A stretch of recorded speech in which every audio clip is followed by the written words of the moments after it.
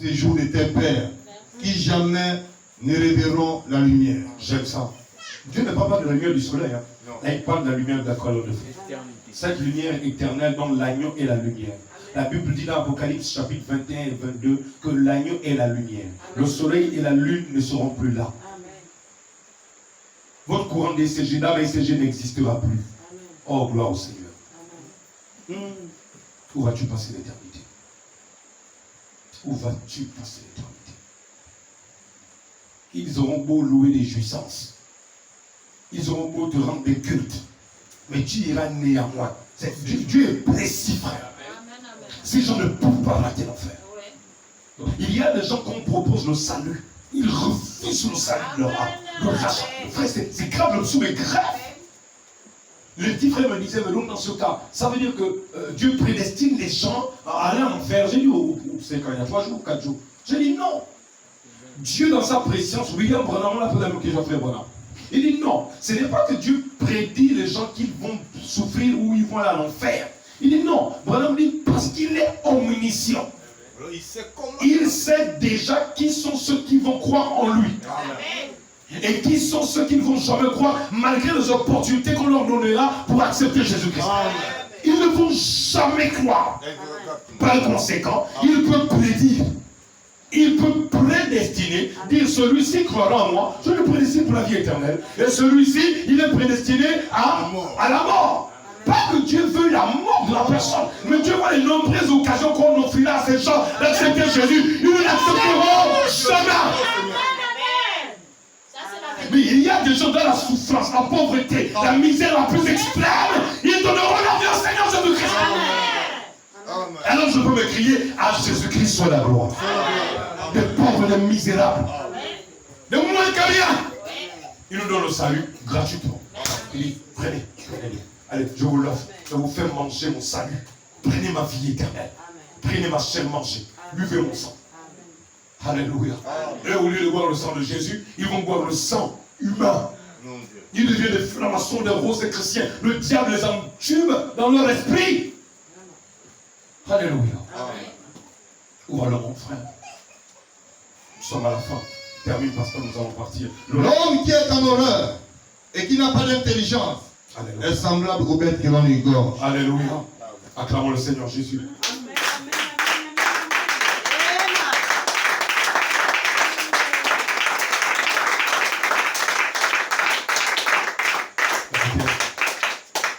Je vais vous lire juste quelques paragraphes.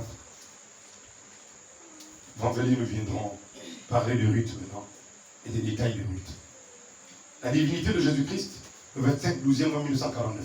Maintenant, ensuite, après qu'il eut fait cela, il donna librement son sang, par la grâce de son choix. Frère dit, Jésus-Christ donna librement son sang. Écoutez, il n'était pas obligé de le faire. Mais il a fait ce sacrifice. Écoutez, il aurait pu monter directement dans la gloire. Il aurait pu être transfiguré comme il le fut sur la montagne de la transfiguration, aller au ciel et ne jamais mourir pour nous. Mais William Branham dit, frère Branham dit, il y croit. Frère Branham dit, il y croit. Mais ayant volontairement accepté de mourir pour nous, il a librement donné son sang au calvaire. C'est vrai, il était un homme de douleur, habitué à la souffrance. Il a rendu un témoignage public. Dans le livre de Ruth, il y a une très belle image comme Boaz, le type de Christ comme Ruth allant dans un pays étranger comme une rétrograde. Elle est sortie du pays et ramena avec elle, je veux dire Naomi, et ramena Ruth. Et quand Ruth revint, originaire du pays de Moab, quand elle revint, elle était une Moabite. Elle était absolument une image de l'épouse des gentils. Branham dit quoi? Ruth, c'était une image de quoi? De l'épouse des gentils. Ruth, c'était quoi? L'image de l'épouse des nations. Paragraphe 65, la divinité de Jésus-Christ, 25/12 mois 1949. Il dit, mais quand elle devait quitter Naomi, Naomi lui a dit, Naomi lui dit-elle, l'embrassait, lui dit, de retourner vers son peuple. Elle répliqua, j'irai avec toi vers ton peuple. que ton peuple soit mon peuple, que ta demeure soit ma demeure, que ton Dieu soit mon Dieu, et rien ne nous séparera, sinon la mort. Où tu mourras, je mourrai. Où tu seras enterré, je serai enterré. Voilà en effet une image de l'église des gentils entrant en Christ. Oh, je m'entends pas bien. Voilà, nous étions autrefois étrangers, éloignés de Dieu. Amen. Seuls les Juifs étaient ceux qui devaient être sauvés. Amen. Mais nous, étant morts en Christ, nous devenons la sémence d'Abraham. Et nous sommes héritiers selon la promesse. Amen. Et Christ a une épouse de gentil, c'est tout à fait exact. Amen. Par la grâce de son Seigneur, il dit maintenant, Boaz, en vue du rachat, pour racheter l'héritage perdu de Naomi, qui représentait la condition rétrograde d'Israël, Moab devait donc sortir. Moab, ou plutôt Boaz, quand il est sorti, il a dû ôter son soulier devant les portes, devant les anciens comme témoignage public qu'il ramenait cette femme perdue dans sa propriété. Et en faisant cela, il a aussi racheté son épouse, la femme qu'il cherchait. Ah. Ben, c'est pas mon homme qui nous dit que Boaz cherchait une femme. Et Dieu permet à une femme et à son mari d'aller à Moab chercher la femme de Boaz. Amen. Je vais encadrer là-bas. C'est la fin de l'histoire qui compte. Amen. Oui. C'est pour moi que j'aime la chicane. Il nous envoie les détails de la chemise carolée. C'est pas le grand plan, frère, ce sont les détails. Ce sont les détails. Il devait racheter cette femme en vue de l'obtenir comme épouse. Ne voyez-vous pas? C'est la même chose que fit Christ. Il a rendu un témoignage public au peuple de Jérusalem. Lorsqu'il fut battu, frappé, affligé et conduit au calvaire, Mont Golgotha, il baignait la colline de son propre sang comme témoignage public qu'il avait racheté toute la propriété déchue depuis là, au commencement. Il avait racheté son peuple de la malédiction du péché et de l'emprise de l'enfer. De l'emprise de quoi? Amen. À lui soit la gloire. À lui soit la gloire, pasteur. Oui. Il dit, et sachant qu'elle aurait besoin de quelque chose de plus dans les derniers jours, de qu'est-ce que cela avait alors reçu, il a dit, je ne vous laisserai pas orphelin. Je prierai le Père. Il vous donnera un autre consolateur qui est le Saint-Esprit. Il demeurera avec vous toujours. Encore un peu de temps et le monde ne me verra plus. Mais je monte au ciel pour préparer une chose. Je reviendrai et je serai avec vous et même en vous jusqu'à la fin de l'arche. C'est de cela que je parle. Amen. Il pose la question, me suivez-vous? Il dit, me suivez-vous toujours? Amen. Il dit, c'est de cela que je parle. C'est de lui dans sa puissance. On a parlé de qui? De Jésus dans sa puissance. Mais dans l'histoire de Ruth et de Naomi et Boaz. Frère Branham du bagage qu'on dit. Frère Branham dit, les âges se sont succédés. Oh, qui est-il? Oh là là, ce matin. Il pense à un petit objet d'adoration, une petite crèche là-bas. Ce n'est pas de cela que je parle. Je pense à Christ. L'espérance de la gloire. Alléluia. Ce soir, tu penses à qui? Oublie-moi toutes tes pensées d'abord. À Jésus-Christ soit la gloire. Branham dit, je pense à Christ. L'espérance de la gloire. Dans nos cœurs ce matin par le Saint-Esprit, c'est vrai. Au condamné par le monde, Dieu est toujours venu dans le monde. Chaque fois qu'il est venu, le monde l'a haï. Il en a toujours eu, comme il en était, au jour de Noé. Il en sera de même à la venue du Fils de l'homme. Mes amis, nous sommes en ce jour-là. Encore un peu de temps, le monde ne me verra plus. Mais vous me verrez combien sa glorieuse image s'est davantage développée. L'image de qui? Christ. Elle se fait quoi? Elle s'est davantage développée. Un jour, tu verras son image en face de toi. Partout, il disparaîtra. Amen. Frère, je ne dépends pas les histoires. C'est la vérité. Tu te retourneras, tu as vu. Amen. Qu'est-ce que j'ai vu? Amen. William te dira, non, tu n'as rien vu. Tu l'as vu. Amen. Amen. Le message me dit, l'image s'est davantage développée. Amen.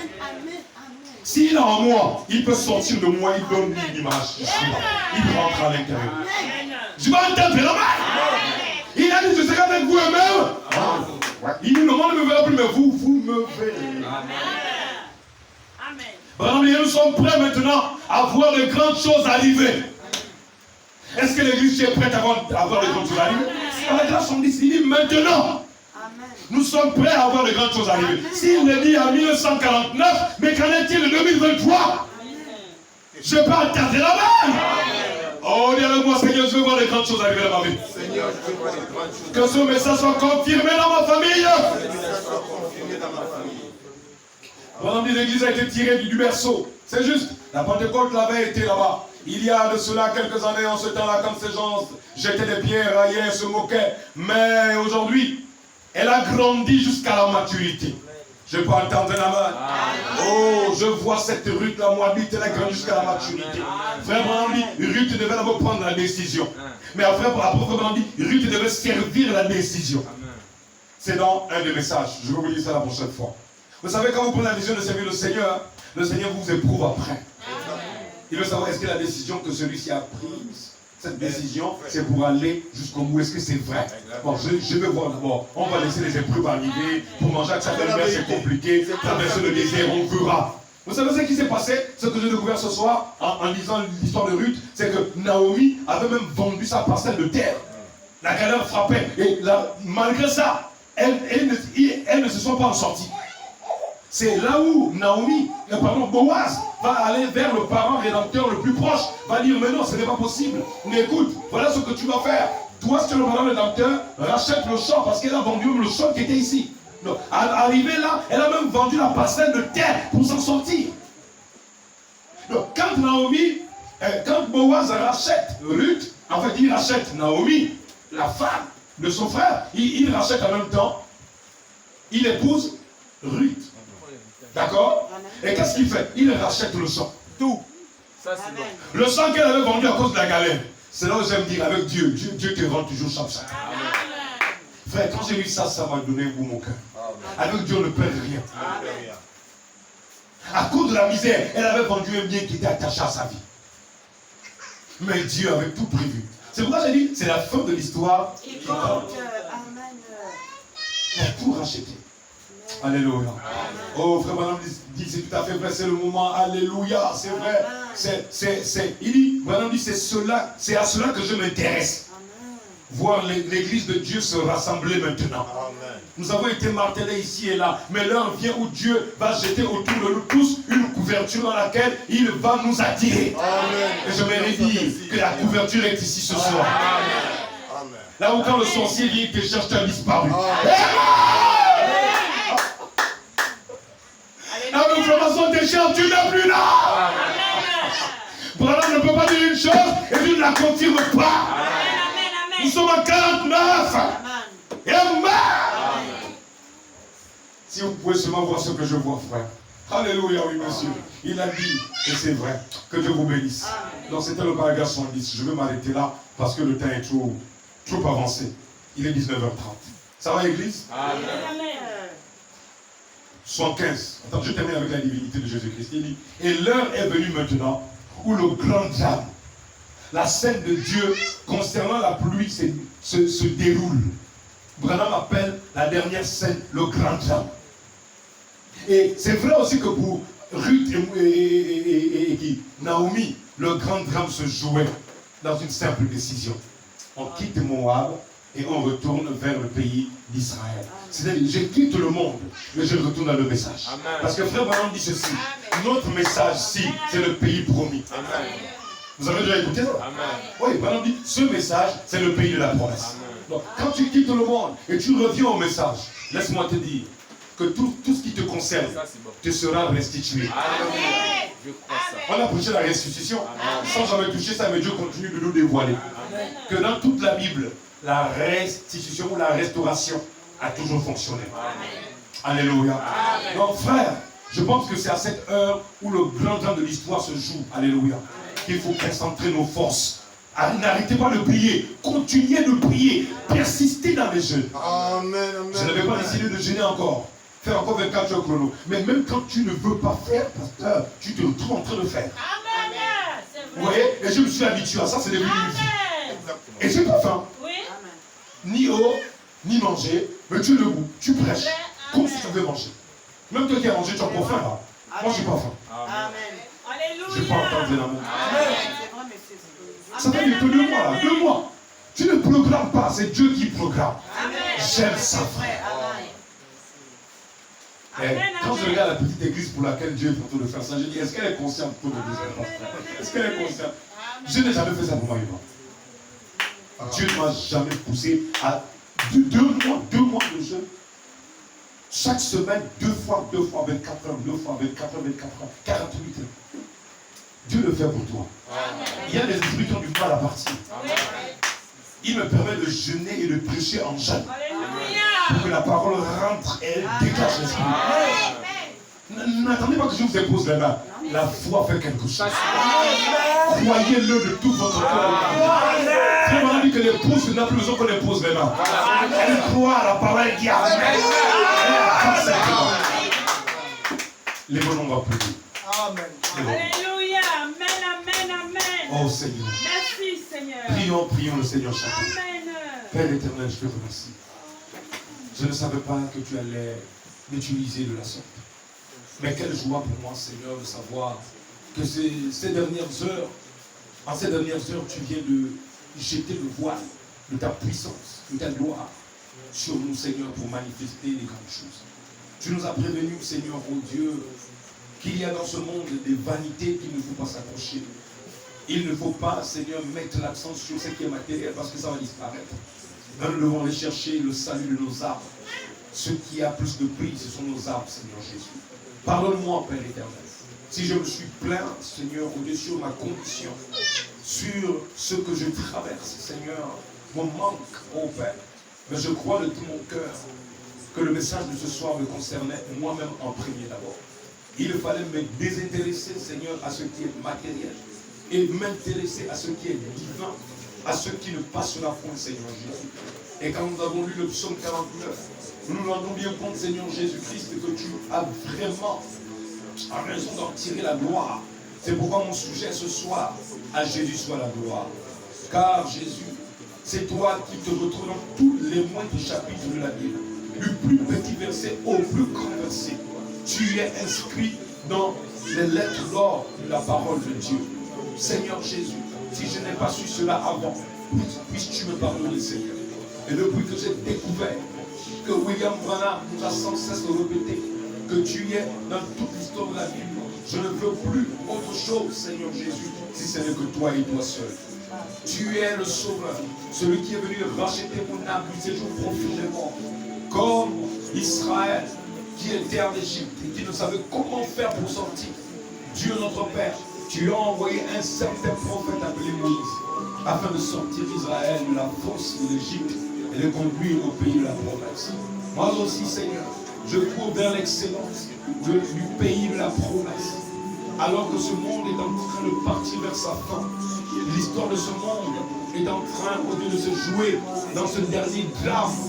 Père Jésus, donne-moi force, capacité et énergie de continuer, Seigneur, à humilier mon âme, à ne pas voler lorsque tu me conduis, Seigneur, oh Dieu, à faire mon âme une âme esclave auprès du roi. Je suis ton esclave. J'aime à le dire et à le déclarer et je le crois au plus profond de mon cœur. Mon roi et mon Dieu, je suis ton esclave. Merci pour l'histoire de Ruth, la Moabite, de Naomi, fille d'Israël. Quel destin tragique les avait mêlés les deux, Seigneur. Oh, quel moment difficile, quelle traversée du désert elles avaient enduré, Seigneur. Quelle période de la vie, quel manque, Seigneur, elles avaient. Elle a dû vendre même son champ pour essayer d'alléger les dettes, les problèmes qu'elle avait laissés à Moab, plutôt à Israël. Et malgré tout ça, elle avait toujours manque de nourriture. Et sa belle-fille a dû aller glaner quelque part. Sa belle-fille a dû aller travailler. Seigneur, il n'y avait plus d'homme pour travailler. Il n'y avait plus d'homme pour accomplir l'écriture qui dit l'homme mangera avec sa famille à la sueur de leur front. Mais Dieu notre Père, Ruth était une fille disposée. Ruth avait un caractère. Donne-moi le caractère de Ruth, ce caractère d'une femme décisive, d'un homme décisif. Donne-moi ce caractère de Ruth, d'une femme qui travaille, qui ne reste pas là sans rien faire. Donne-moi le caractère de Ruth, d'une femme débrouillarde, une femme prête à tout faire pour satisfaire aux besoins de la nourriture de sa belle-mère. Oh Dieu, je crois de tout mon cœur quand une belle fille, une belle mère, l'entente peut se produire lorsque le Saint-Esprit y est, lorsque la parole de Dieu est au milieu. Merci Seigneur pour les sœurs qui ont des belles mères. Merci pour ces belles mères qui ont des belles filles qui prient. Seigneur, Ruth et Naomi ont eu une entente, qui ont laissé, Seigneur, une signature de leur histoire à ta parole. Bien-aimé Seigneur Jésus, je t'aime, je t'aimerai toute ma vie. Je ne parlerai que de toi, je ne glorifierai que toi, je n'exalterai que toi, je ne magnifierai que toi, Jésus. Voici que tu viens de me dire que le rachat de mon âme est assuré, le rachat de l'âme de mon frère est assuré, le rachat de l'âme de ma soeur est assuré, Jésus. Merci Jésus, pour mon frère, pour ma soeur. Merci pour ce temps béni que nous avons passé, Seigneur. Merci de nous accompagner dans nos demeures respectives. Merci pour ton image qui est en train de se réfléchir plus positive et de plus en plus positive. Cette image se rapproche de nous, Seigneur, oh Dieu. Fais de nous des êtres à ton image et à ta ressemblance, Jésus.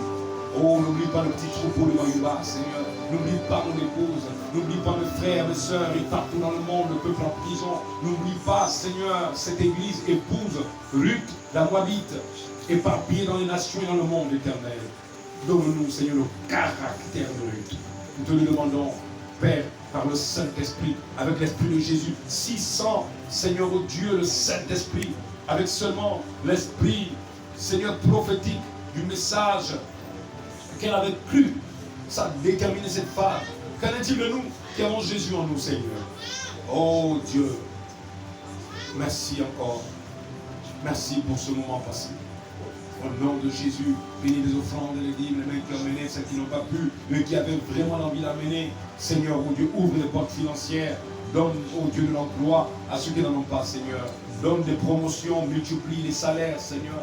Fais en sorte, oh Dieu, que ceux qui n'ont pas de métier en trouvent, Seigneur. Donne la sagesse et l'intelligence, Seigneur, de faire quelque chose à tes enfants. Donne-nous le caractère de Ruth. Elle ne voulait pas rester les bras croisés. Elle voulait faire quelque chose, Seigneur. Nous voulons être une église, non pas une église fainéante, une église qui travaille, qui mange à la sueur de son front, Seigneur. Sois béni pour l'éternel. Au nom de notre Seigneur et Sauveur Jésus-Christ, notre Boaz qui discerne les pensées, révèle les secrets des cœurs. Toi qui as racheté nos âmes par ton sang, toi qui es le souverain sacrificateur de nos âmes, le roi d'Israël, sois béni au nom de Jésus, notre Dieu, notre Père. Amen. Amen. Que Dieu vous bénisse. Acclamons fortement le Seigneur Jésus. Il est vivant. Il est ressuscité. Qui? Jésus. Qui? Que Dieu vous bénisse. Que le Seigneur vous bénisse. Amen. Nous avons apprécié la parole. Amen. Qu'elle se fasse chère à chacun de nous. Amen. Shalom, épouse. Amen. Sœur Déborah est absente. Au milieu de nous ce soir, comme vous pouvez le constater. Le frère qui a écrit la requête dit que sa fille, Iris, a été arrêtée pour complicité de trafic de stupéfiants. Et la sœur désire la prière sincère des saints, car c'est compliqué. Que Dieu vous bénisse. Amen. Je suis de ceux qui pensent, frère, que quand les enfants commettent des tels, il ne faut pas cacher. C'est mieux d'exposer pour qu'ils aient honte. Moi, je fais ça pour ma fille.